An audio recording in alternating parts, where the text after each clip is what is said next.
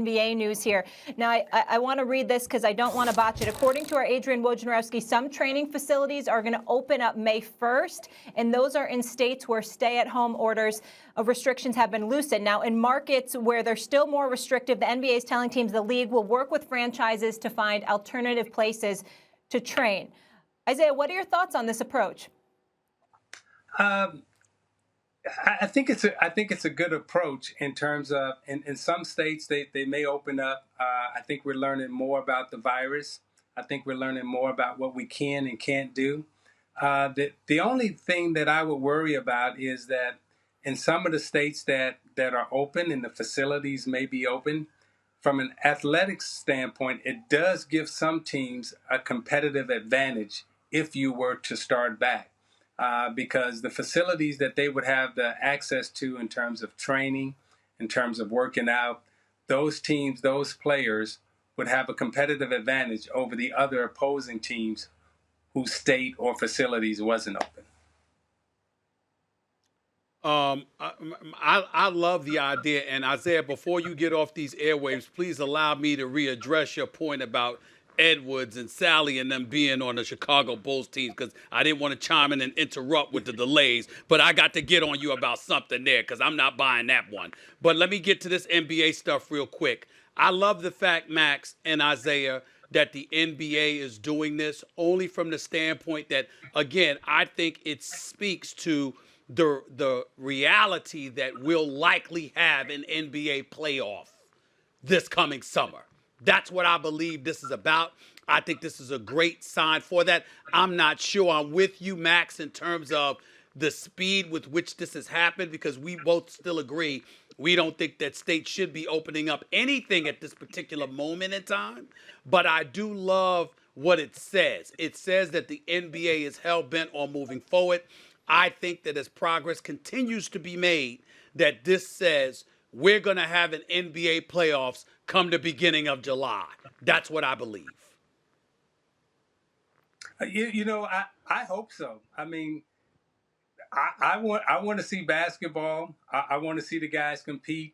And, I want an ending to the story. I thought LeBron James and Giannis was leading up to a great ending, I want to see how that plays out. I want to see if Kawhi and the Clippers could knock the Lakers off, because the Lakers were on such a not an unbelievable run, but they had a good rhythm going and they were playing well, and the season was really coming to a nice climax before it ended. So I definitely want to see how it ends.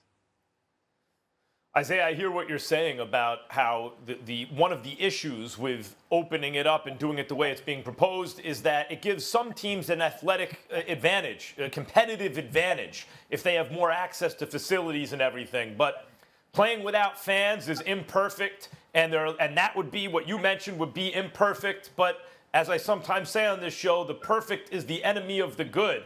Should we just, that objection notwithstanding or considering it, do we just have to accept, look, some teams are going to have competitive advantages. There won't be fans and all that in order to get a season in? How far should we be willing to go in order to play these games? The question. Max, I think you're right. Right now it's an imperfect world that we're living in. And I'm not just talking about the sports world. I'm talking about the world in general. So to try to apply norms that we are traditionally used to in an imperfect sports world, in an imperfect society, you can't bring in the same norms sports-wise and culturally that you were used to. You are going to have to adjust and do things differently. And in order to have some type of conclusion, that may be the tough pill that the sports world may have to swallow to have a conclusion and a final point to this season. We're not going to have it traditionally the way it's always been. I totally agree with your point about that, Isiah Thomas. Great question, Max. Isaiah, let me get back to you before I let you off this show. Now, let me be very clear with what I'm about to say, Isiah Thomas. Ain't no way. You ain't getting away with that. Let me tell you something, all right? There we go. Mac, do I have my show? Come on now. Come on now, Zeke. Here's the deal.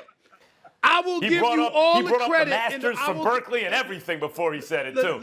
Listen, that's right. I will give you all the credit in the world for being that rival to the Bulls, that obstacle that they had to overcome to ultimately become what they are. But I'll be damned if I'm going to let you sit up here and tell me that John Sally, my brother, I love you dearly, John, but stop it. John Sally and James Edwards, two role players. Rodman wasn't a role player, but two role players in Edwards and John Sally had so much to do with the culture of the Bulls, and that's what made them successful. Now, that's ridiculous. That's just ridiculous. Now that's insulting MJ, Pippen, and the Bulls, Isaiah. Stop that. Stop that. I didn't say it made them.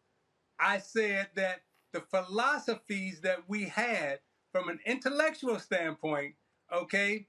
Stop Sally, Edwards, and Rodman, I'm not talking about their physicality. I'm talking about the intellectual, mental storytelling that they were able to bring to Chicago, educate.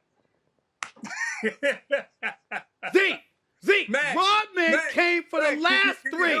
They won 3 titles before that. And don't give me no James Edwards or John Sally. Stop that, Isaiah. Stop it. Just stop it right now. Apologize, Isaiah. Stop it. Just stop it right now. You only looking at the physical. We talking about the mental now. You talking about. Stop it. We're talking about it. Michael Jordan knew how to think. Scottie Pippen knew how to think. No, well, yes, they did, but the storytelling of education, right? And I'm gonna take you back to your family. There's oral history and there's oral storytelling from an educational standpoint. Everything is not done through literature in terms of reading and writing. And the